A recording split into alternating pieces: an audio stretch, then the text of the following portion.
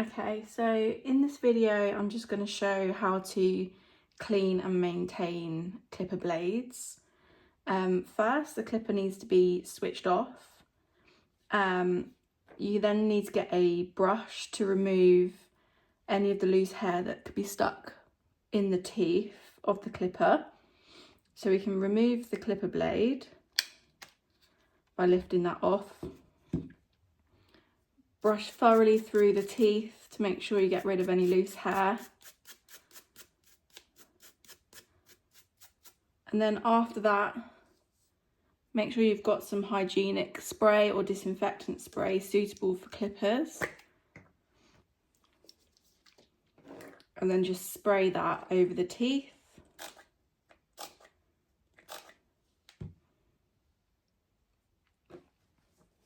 I'm just going to then wipe that through and make sure that's dry. And then once I've finished cleaning that, I'll then apply some clipper oil, just a small amount, 1 drop to the side, middle, and the other side. You can then pop this onto the blade, keeping it downwards and running it for a few seconds just to distribute the oil.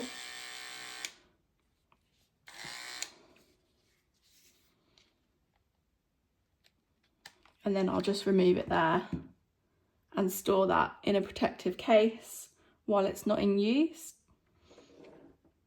And then just to add, if using these for a long time, you can use something like a blade ice that will help cool your blades down while you're using them, protecting the dog and also helping the clippers stay in a good condition.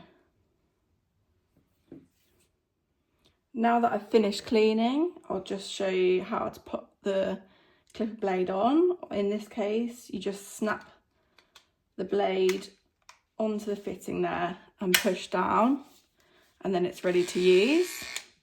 When you want to remove the blade, push this lever and pull the blade up, and again just pop that in storage for safekeeping. Okay, so then just to talk about using the clipper blade lengths and the different blade sizes. Currently on this clipper is a 10 blade, which is mainly used for hygiene areas, sanitary trims, or very short body clips. We've then got a 40 blade, which is very close and should really only be used between paw pads. Shouldn't be used too close to the skin because it can cause some irritation. Then we would use a 7F blade. It leaves a short, even finish, mostly used when a client wants a really short cut or if the coat is too matted for any longer of a blade. And then you've got some slightly longer ones, 3, 4 and 5F, which just gives a bit longer of finish if a client wants something a bit fluffier but still taken short. Then when using the clipper, I'll hold it securely but not too tightly so it's comfortable, and then the blade is kept flat against the dog's coat with the teeth resting evenly on the skin.